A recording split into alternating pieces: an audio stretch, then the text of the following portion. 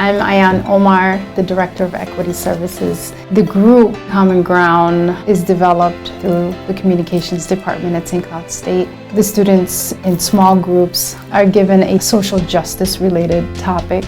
The goal is to work with other students from surrounding school areas to brainstorm together, take a look at the issue and how that issue impacts their local immediate community, and find a solution that's befitting their personal narrative. From there, develop a common goal to solving that particular assigned issue.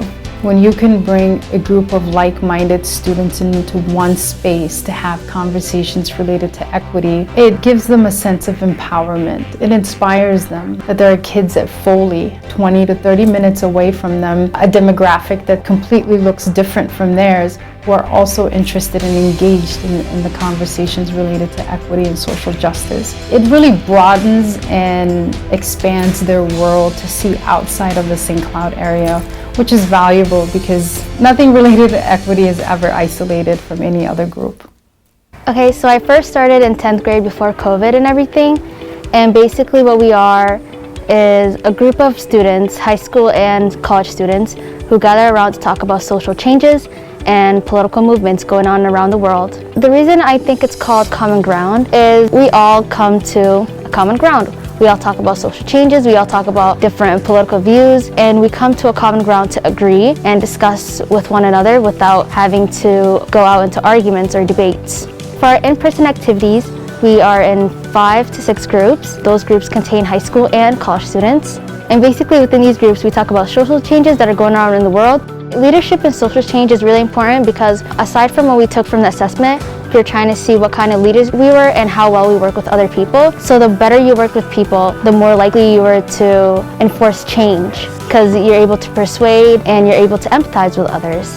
To be part of Common Ground means to be part of the world. Not only are we discussing social changes that affect us, but also social changes that have affected others or are continuing to affect others. If we don't care for one another, there's no change that's going to happen. My name is Dr. Eda Mutua. I am teaching a class about intercultural conflict, and what I teach, we could put it into practice, and that's what we did. It was about my students coming and Polo and Tech students coming together. We talk about what the struggles are, and then together we think of the way forward. When Sac Rapids High School joined, I remember asking the teacher, wow, what did you hear? Why are you joining? And that time, Sac Rapids didn't have a lot of students of color. She told me, Miss Eda, our students are not going to spend all their lives in Sac Rapids and Foley. They will have to see the world. They had heard the media reports.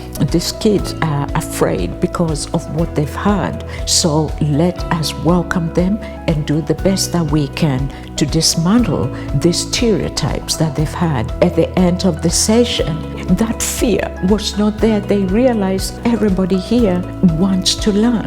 Then it was Foley High School, Rocori, Becker, Monticello. The schools started joining and the word spread. There's so many little examples that tell me we are doing a good job. It is a good thing. It's a space that is comfortable and nobody is judged. We make ourselves very vulnerable.